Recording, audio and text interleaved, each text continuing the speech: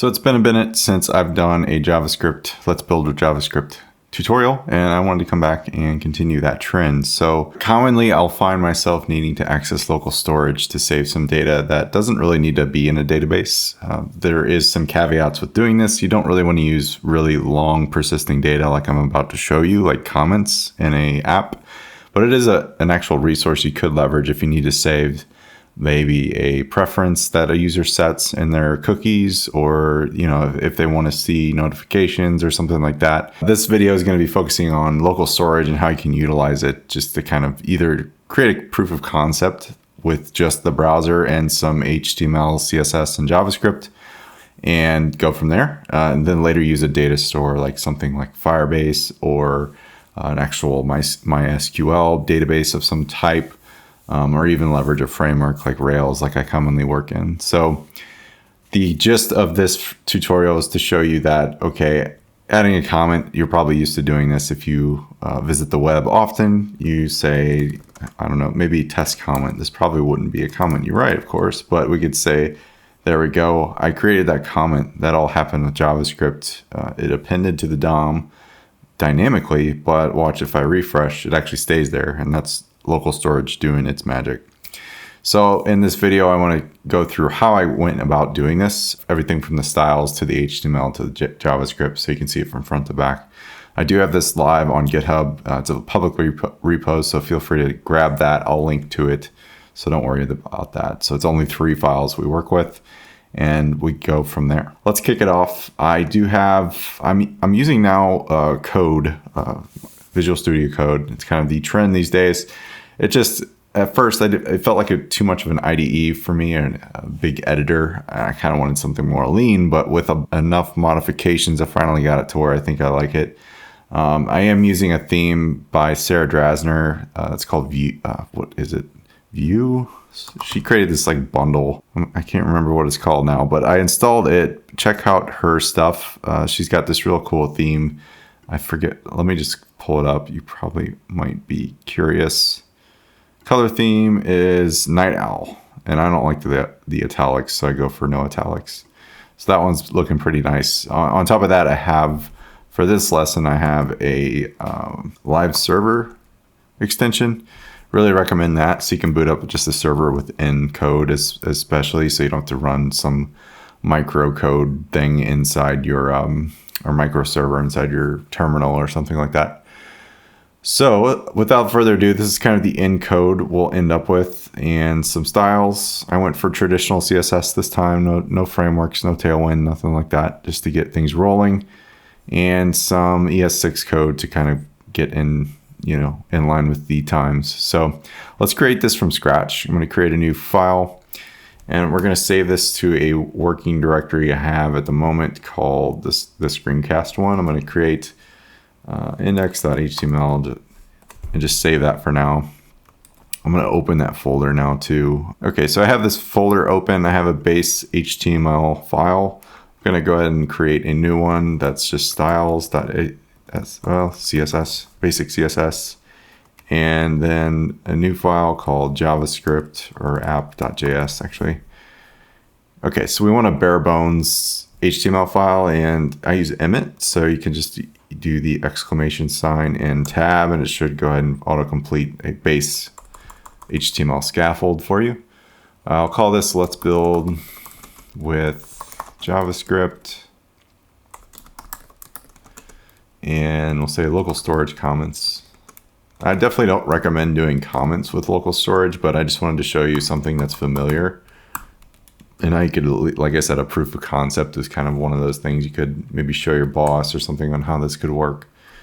So we want to link to that style sheet. So I'm going to do, link rel style sheet href styles.css. That's relative since they're in the same directory. There's no folder paths or anything. So, and it's kind of advised to reload your style sheets or your scripts at the bottom before the body closes. So I'm going to roll with that concept. So let's start scaffolding out the base HTML. It's pretty basic stuff. I will leverage some Gravatar links just so we have, something to work with, but they're going to be my avatar. So it won't be fully dynamic comment, but it will be in the sense of the text area you enter your comment in. So you can feel free to add your own avatar or pull from some API that pulls from an avatar. But this is where you probably go ahead and go from that database store instead of a local store. So we'll say comment container. Inside that will be the comment container title. I'm gonna make it an H3.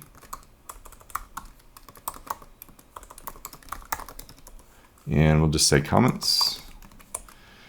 And then we'll have a basic list of comments that will be the main bread and butter of our comment list. So this will house the comments that will get appended to the DOM when we do add them. So div.class comment. I added some utility classes just because I'm so used to using them. So I'm going to do this. Justify. We'll add the CSS in a second. So then inside that, we have an image tag. The source is going to be a doozy. So I'm going to start with the class and comment avatar. I prepend everything with comment just to kind of keep it object oriented or semantic, I guess you'd say. So I have this open. This is the current working file. I just want to grab this crazy URL and grab it for the source. The alt can just be, say, my name. Like I said, this part won't be the dynamic part. There is maybe some workarounds you could do with that to where you have this stream of JSON data or something that we'd work with, but I didn't really go that deep just because I wanted to show you the local storage concept mostly. So we have a utility class of flex1 as well, and H3 again of the comment author. And we'll use my name again. And comment body. First, comment of some type. So this will be what we'll see by default in that actual stream of comments. That one will always be there in view. All right, and that would close off the comments div. Below that will be the new comment. So we'll start by calling it comment. Notice these share the class name, and then we'll actually have a class comment new. So we have that inclination that this is the form that we'll use to create the new comment with. It'll look a lot like the current comment, but it'll have a text area instead of actual data. So same image, we'll just copy this. And another flex1, H3. In fact, I'll comment this or copy this, paste that.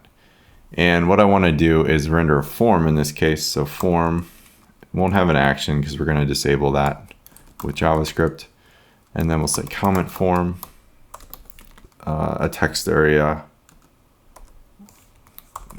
forego all this stuff for now, and add class for sure. Comment input. And then we could add a placeholder just to make it a little more subtle. Add a comment. Okay, and then below that, we're gonna have an input type submit, just be like a traditional form, you know, something that would actually post to a server in this case, but we're gonna hijack it, give that a class, and we'll say value of reply instead of its traditional submit. Okay, so that's essentially the markup we're gonna work with. You can go and try to just go live with this using that live server extension we have. It does not look good as we see. So that's where CSS comes in. That's our next focus. So let's go ahead and start there. Kind of a lot of CSS. So if you wanna fast forward, I won't blame you. But we'll start with the box sizing, kind of giving everything border box. And we need some base styles, so font family. If you do, I think if you autocomplete A in this, you can get the system fonts. It's pretty nifty. I like that a lot. Sublime doesn't do anything like that. I'm going to use rems for this. Okay, and we're going to define those utility classes. So flex will be display flex. Flex1 be flex1. Item start will be align items start. It would be actually flex start. And justify start. Justify content. Start. I think this might actually just be start. Am I wrong there? No, it's flex start.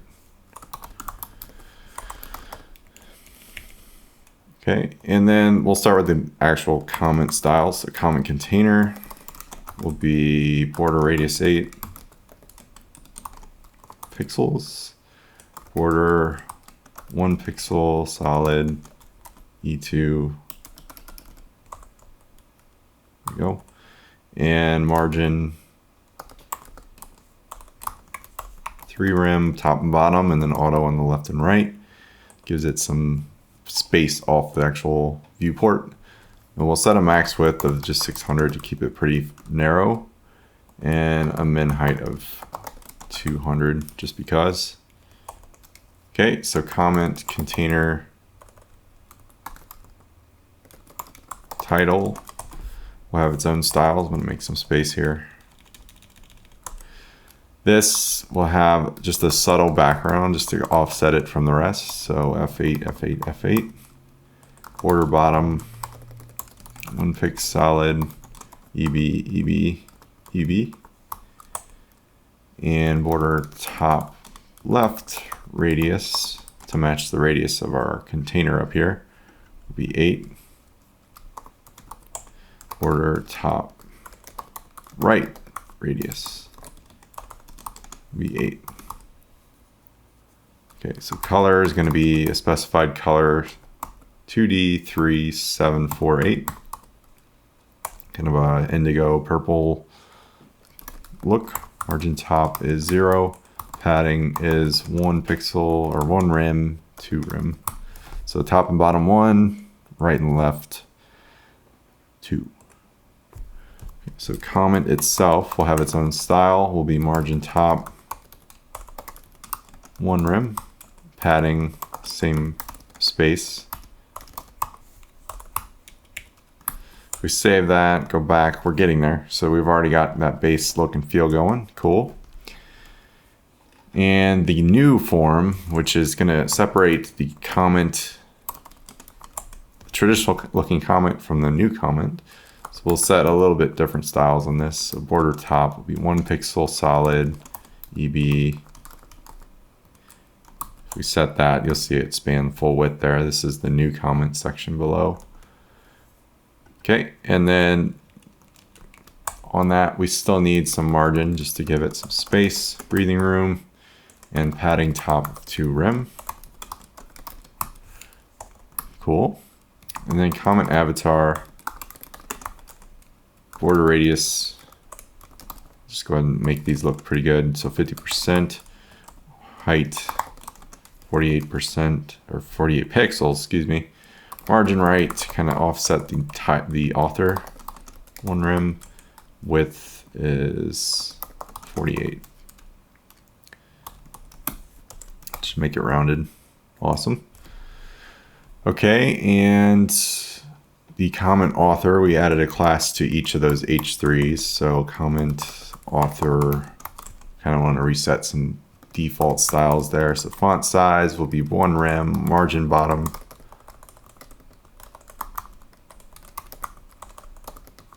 Oops. Margin bottom is a 1/2 rem. Margin top is 0. Okay, it should kind of clean up where they're sitting. All right, now we need the comment body itself, so the actual output text. So we'll say we kind of give it an offset color for a 5568. It's kind of a deep gray. Line height, kind of make it a little higher than the average. Margin will be 0, and padding right of 1 rem. Cool. So see that was a little lighter than actual black, which is always nicer on the eyes. So now that text area will target. So input will be border radius 8.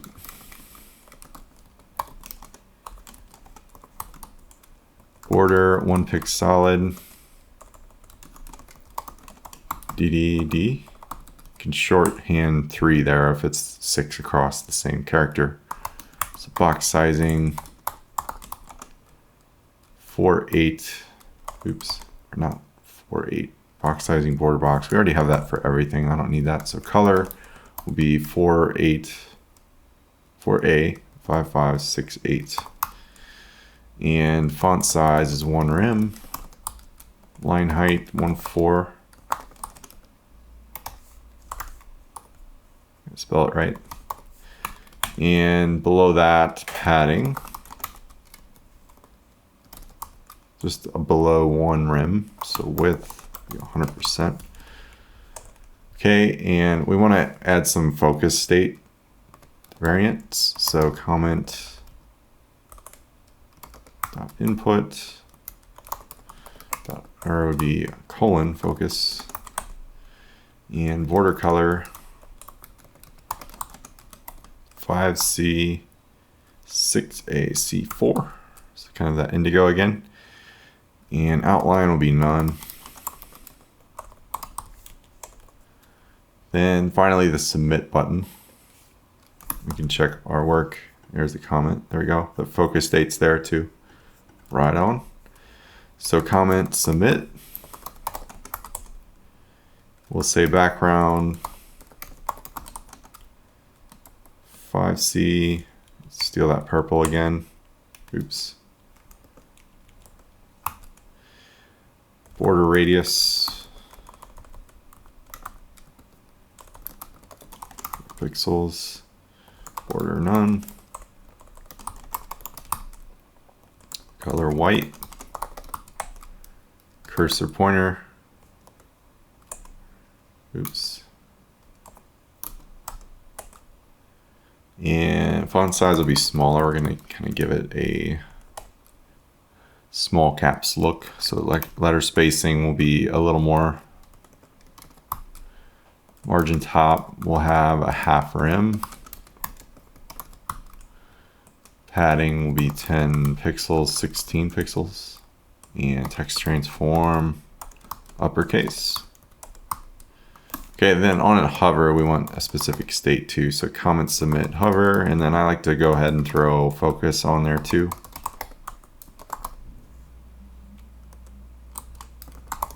And instead of like changing actual color, I like to hook into filter properties. So with CSS, modern CSS, you can do this. Probably wouldn't work on really old browsers, but I'm not targeting those. So 110%, we just kind of brighten it up when you hover. So this is the end state, and you see that brightening happening. Awesome.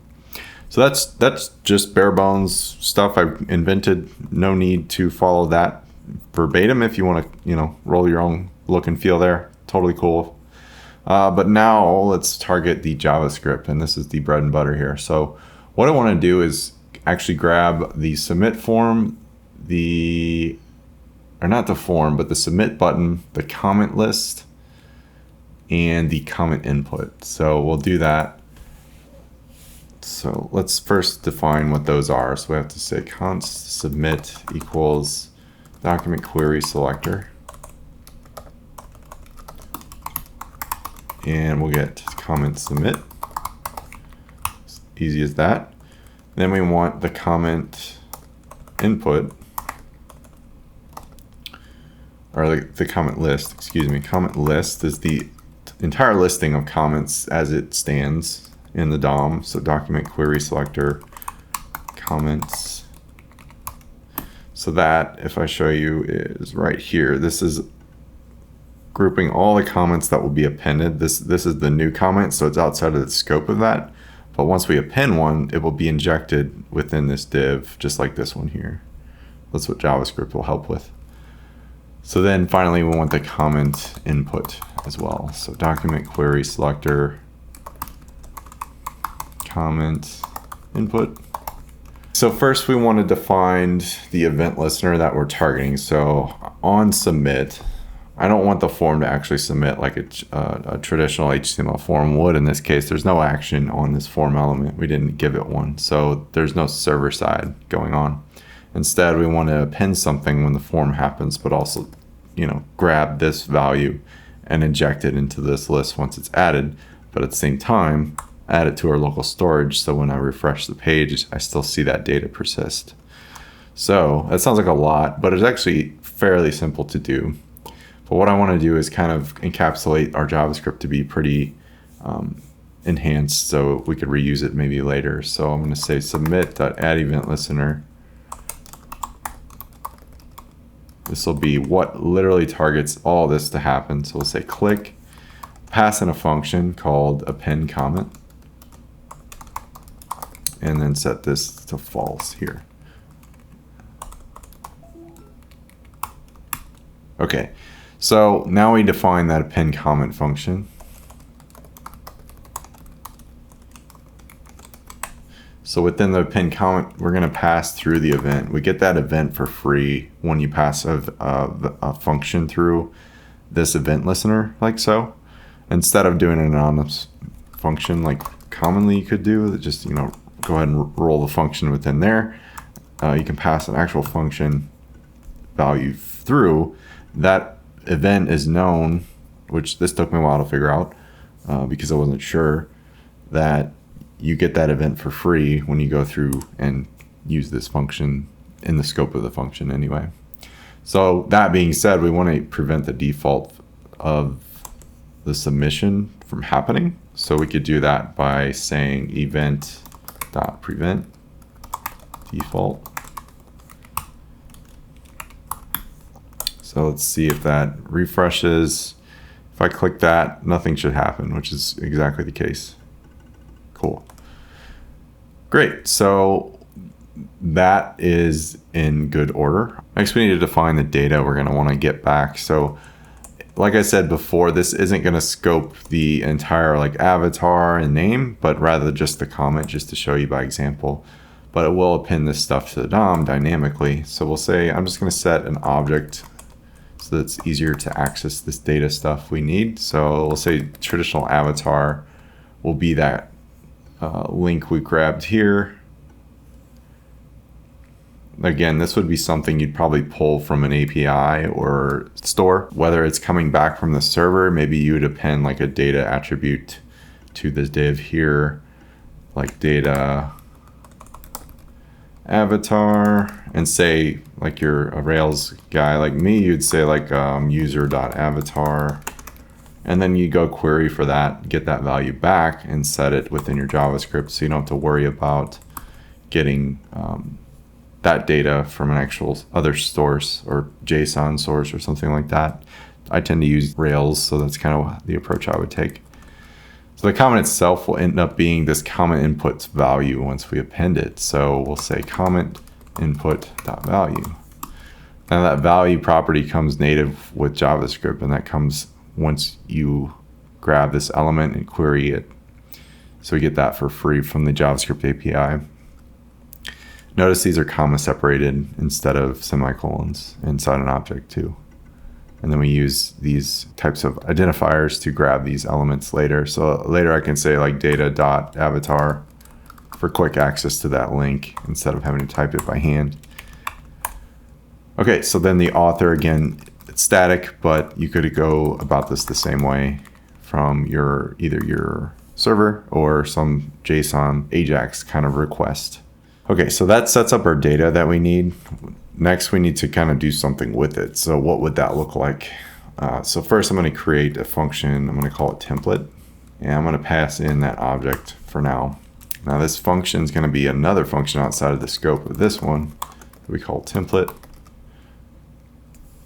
And it's going to contain the HTML that we need to inject into the page. So Thanks to ES6, we can do this fairly easily. It used to be way harder because you'd have to concatenate strings and whatnot to make the HTML. And string literals are your friend in this case. So we have that comment list object now too. So we've got this comments div that we're going to target. And I'm going to add what's known as add adjacent or insert adjacent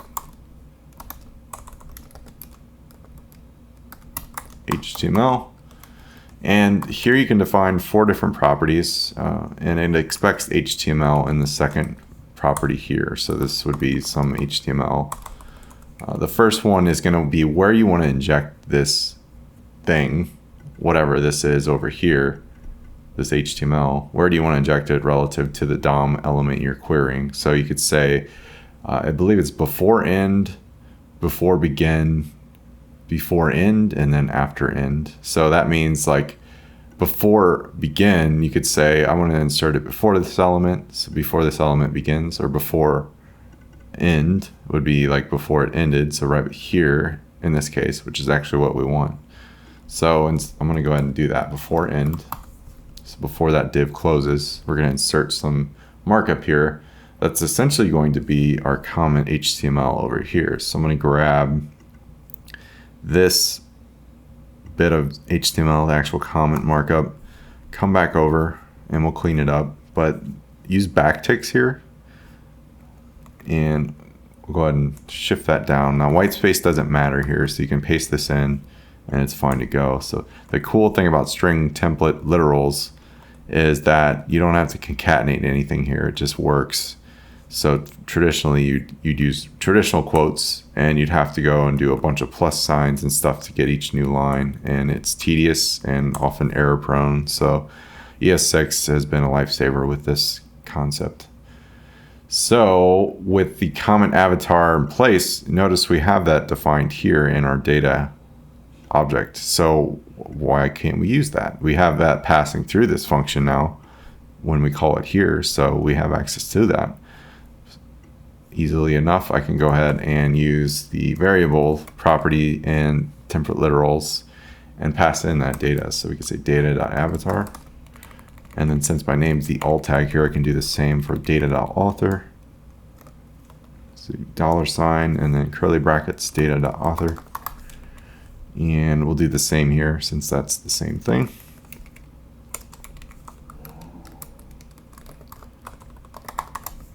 And then this will end up being the new comment. So we're getting that dynamically based on what is in the value of this comment at the time it was clicked. So we can do that. Say data.comment because we called it data.comment here. So hopefully that makes sense. I hope so. Since we're passing that through in this function, we're calling that function here, it's going to go find that. We've got that data since we've defined it here, and it's in the scope of this event listener. So we have that all happening at once, and then we can get that data to pipe through when it is injected onto the page. So we haven't done the magic of actually, well, that would actually work at this point, I think. So we can check it. Let's see, test. See, I'm getting an error there. Comment list insert adjacent HTML is not a function. So I think I have a spell. Yeah, spelled it wrong. Insert adjacent test comment. There we go. So that works, but if I refresh, it's gone, and that kind of sucks. Also, if I submit, notice it goes ahead and submits an empty comment, which isn't what we want. So what you can tackle that in a variety of ways. The easiest, I think, is to do right here. We could say a conditional of if comment input value dot length. We're basically saying, is there any text in that input? And if it's less than 1, so say 0, we'll just go ahead and return and not do this bit. So everything below here won't happen. We'll go ahead and just opt out. So let's try that again. Hopefully this works. Yeah, so you can't add anything at this point because it's returning from that. That's kind of a fail-safe option there. Okay, so I'll add some comments here. So we're going to say define, just to help you guys, define some data, dynamic data, data to add,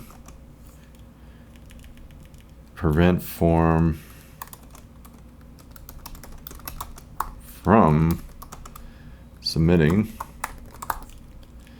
and then say if text area comment, we'll say comment text area value is less than 1, return, well, I'm already saying return, exit, we'll just say exit. And then if not, we'll do this append comment bit. Okay, so far that works, and it's not saving data, but we can append it. So the functionality is in place. We just need to do the extra mile of setting this up. But notice we also want this to clear once I hit that reply button. So what I can do that's fairly simple there is just set up that comment input to have a reset text area value. So that's as simple as saying comment input dot value is an empty string in this case. So we could try that again, do test, click, notice it's empty now. Awesome. Okay, so local storage, how do we access that? So new in, I think, HTML5, we have access to this local storage concept that just comes with the browser. It's a really clever and smart thing to do with regards to saving some just basic data about the user. Say they logged in, or you want to save a preference that they set for their current session or something in their app. Instead of leveraging your database, you can kind of just leverage the browser to do some of that and set a storage state, kind of like cookies get set in your browser. Oftentimes you have to clear your cookies, and then you have to like log in again and stuff. It resets all that. But storage is just that same concept, but something we can hook into on our own. So in this case, we have access to local storage just by calling this namespace in the DOM that comes with the actual window of the DOM in JavaScript itself, or the HTML. So to set an actual local storage item, you can call set item, and then you can define what it's basically, give it a key value. So in our case, I'm going to call it comment listing,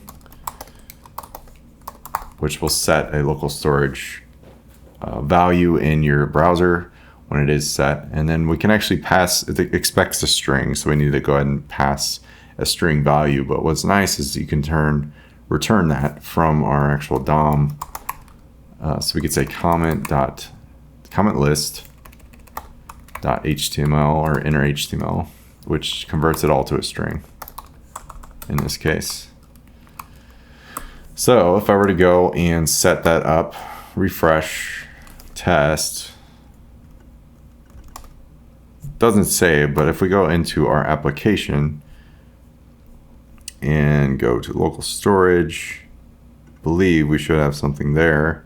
Yeah, we've got that HTML now that sets it in place. So I need to, I'm trying to expand this so you guys can see it. So the comment listing key has been set, and the value is the HTML that we passed through. So notice our new comment we just added is there too. So now when we refresh the page, we're not going to see it because even though it's set, we haven't gone and get it and set our HTML to that value. So what we need to do, which is fairly simple, is check if that element has been saved when this JavaScript renders. So outside of the scope of the click event we added, all we have to do is say const save, I called it saved, local storage .get item comment listing. So using that same name here, just copy that. Go ahead and set a value so we have that in memory, and then we could check if it exists. So we know, okay, if it does exist, why don't we go ahead and update the DOM to reflect that. So we'll say comment list dot inner HTML equals saved. So the value of saved here. So let me go ahead and add a comment here. We'll say check or get instance of local storage key values, and then check if it exists, and if so, set HTML to value. Hopefully that makes sense though. We have set item and get item, so a setter and a getter. So we're setting it here every time we click add a comment, and then we're going to go ahead and get that same comment back if it's saved. So as we continuously add, notice we have that comment in our DOM now. So add another comment. Works as intended, but if you refresh your page, like I'm just continuously refreshing, we've got it back. So it seems like it's almost from a database. So it's super cool in my opinion. 2, 3. Cool. So that's essentially it. Local storage is pretty dang simple when you understand the concepts of setting it and getting it. This could get hairy if you try to set a ton of data. You might want to reach for a database in that regard. This could be extended, like I said, to either pull from a database for the Gravatar stuff or even the author name. I didn't really need to set that value. If you're assuming you wanted to render the currently logged in user, you would already have that data, I'm assuming. So you'd have, say, their avatar or their name, all that stuff on them already. And if not, you don't need to render their avatar. You could go ahead and ask for the email, get that email value, programmatically grab it from Gravatar, create this basically hash value based on the email. It's kind of definitely more involved. And then go ahead and render their name too based on that Gravatar value. So a lot you could do with Gravatar to pull back stuff on a user who has an account there anyway. So hopefully you found this useful. I know it's been a while since I've done a JavaScript lesson, but I continuously learn this stuff and utilize it. So every time I come up with something or come along with something in my work day that I need to use it for, I kind of just want to share the wealth. So, all right, that's it for now. I'll see you guys in the next one. Peace.